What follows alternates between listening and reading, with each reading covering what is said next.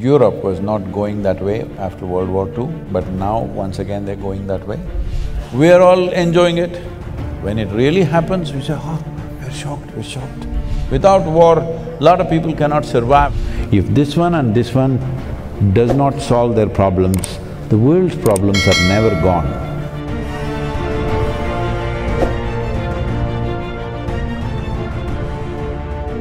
What I consider perhaps even symbolically, like a symbolic message that one of the most fertile, perhaps the most fertile soil on the earth is now in a country which is now in war, in Ukraine.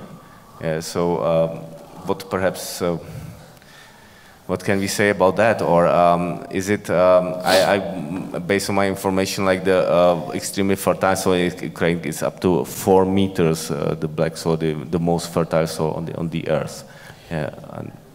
So how do we, what do we do? See, the thing is this,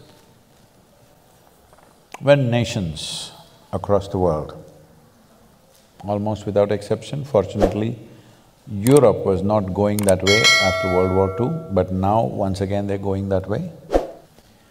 Almost every nation has invested enormous amount of money in building and stockpiling arms, armaments, bombs, missiles, smart bombs.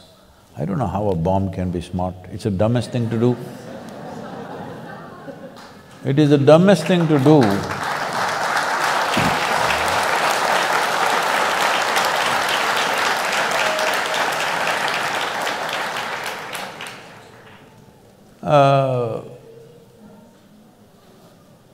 See, at least if I pick a fight with you with a sword or a stick or something, there is some crude animalistic pleasure attached to it. 1,000 people are sitting here, you just drop a bomb, all of them died. I don't know what is smart about that. I cannot understand this. But they are talking about smart bombs, where they're saying from 2 miles in the sky, they can drop the bomb into your house through the window. They're very proud of this. So this is not one nation, across the world, all right? So all of us as people, were we all thinking, all these bombs are being kept for entertainment, for display, or it's artwork, what did you think? One day it will be used. Yes or no? It has to be used somewhere. The question is on whom? The question is not whether it will be used or not. The question is just where and on whom, isn't it? So when it is piling up, we are all okay with it. In every movie, there is no movie without a bomb or at least a smashed face. We are all enjoying it. When it really happens, we say, oh, we're shocked, we're shocked. It doesn't work like that, life. This is why I'm telling you about the soil. Will you grieve after the disaster, or will you be that generation will turn the disaster around? This is all the choice we have, because this is our time on the planet. How we do our life is our life, isn't it? So, wars are almost inevitable because economies are built on war. Without war, a lot of people cannot survive. The largest industry on the planet is arms and armaments. How will you not use it? If I am making guns and bullets and I sell it to you and you don't shoot a single bullet, I'm disappointed with you. Hello? This happened, I was at the World Economic Forum. At that time, the Sudanese war was going on, terrible war. Over 2,600,000 people died, out of which 50% were children below 6 years of age. Can you beat it? 130,000 children die in one war. So, at that time, some, movie stars and others are going there and carrying one, an African child is always a trophy. You carry this child and take photo ops and all this is happening. And they showed a video where all these militants or soldiers or whatever you want to call them, they're just going in these pickup trucks, simply shooting at the sky, okay? I said, see, These guys, if I have a fight with you, at least I need to shoot you. If I'm shooting the sky, that means I have abundant supply of bullets, isn't it? Abundant supply. Otherwise I won't be shooting the clouds. If I'm fighting a war, when I shoot, I want somebody to die. Yes or no? Hello? I'm not going to shoot at the sky, but they're shooting at the sky with automatic weapons continuously.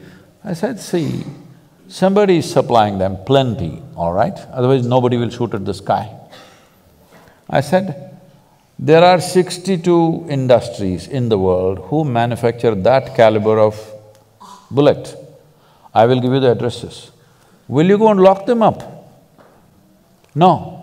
You will go to the war zone and pick up a child and do drama. All you need to do is, if you take away the bullets, once that runs out, maybe they will hack each other, but you can't kill that many hacking, at least. If you can't transform the human being, at least you must defang him, isn't it? Hello?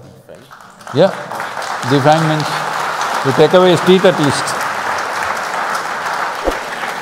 If transformation is possible, fantastic. If that is not possible, at least his empowerment you should bring it down, isn't it? So, we have no intent of stopping the war, let's be clear about that. When it happens to us or when it happens close to us, we will cry.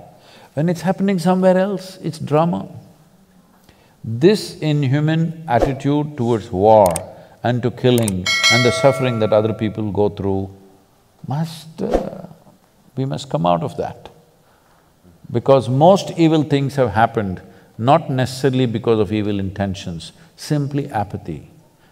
You sleep through life. Is sleeping a crime? Hello? Is sleep a crime? Hello? No, sleep is a good thing. But if you sleep through your life is a disaster. That is what is happening to the world, both in terms of soil, both in terms of… in terms of war. This is what is happening, we sleep through. After World War II, we formed League of Nations, we made United Nations. The idea was never again such wars will happen, right? Not just for Europe, for the whole world, never again it'll happen. But since then, how many wars? Actually, if you look at it, there's not been a single day's break on this planet after World War II without at least a battle going on somewhere. So, we have issues, we have economic issues, we have property issues, we have issues, all right? This is the idea of setting up a United Nations, that we will fight with our words and solve our problems. We are not in such a la-la land that we don't have any issues, we have issues. We genuinely have issues, isn't it? That two sets of people believe this is it, that is it, there. But this is the idea of setting up a platform which would solve problems. What has happened? We have pushed it to the side and doing what we want to with each other. So, 20th century, 21st century when it began, everybody said, this is 21st century, this is the age of information, this is technology, this, that, no wars. Tell me how many wars in 21st century? How many nations have been destroyed in 21st century? Many. Too many. Too many for 22 years, isn't it? So how do we wake up? See, these are things that you can't turn around overnight, but first thing is, within your hearts, your anger and hatred must go. I must tell you this. I used to attend a lot of world peace conferences at one time. For about 2 years, 2.5 years, I attended a lot of international conferences. Then I saw, for a whole lot of people, this conference hopping itself is a profession, they're making a living out of it. I'm the only idiot sitting there thinking we are working for world peace.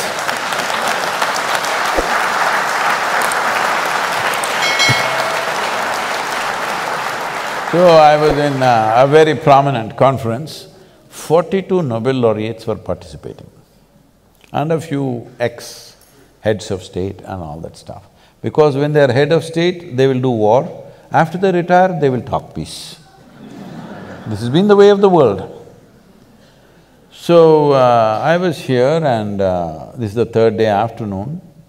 One particular Nobel laureate, it's his turn to speak, and after that I'm speaking. So he came up and this podium is a little exposed, a proper big podium, the wooden thing. So he went and stood behind that and he opened his file. He looked down, he never lifted up his head up. He read 42 pages. And I was sitting in the front row trying to grasp every word. I'm watching every page. 42 pages he flipped. Then I look around, the hall is absolutely peaceful. Because everybody, except the security and a few staff who are standing, everybody has fallen asleep. Then I thought, this is world peace for sure.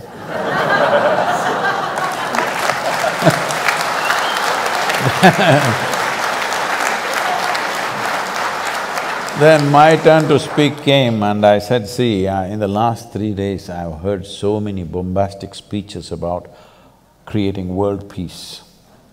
But I'm asking you sincerely, how many of you can place your hand on your heart and say, your mind is peaceful? Because if your mind is not peaceful, if you can't make your mind peaceful, making the damn world peaceful is out of question. Because what you are seeing in the world is a larger manifestation of what's happening in human minds, isn't it? If there are no human beings on this planet, world is peaceful, isn't it?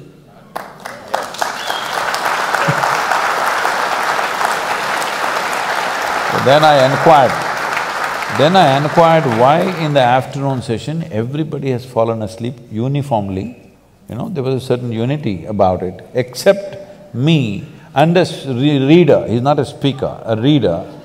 Everybody has fallen asleep. Then I asked, what happened? He said, no, Sadhguru, yesterday evening there was a Bacardi festival. Oh, free drink.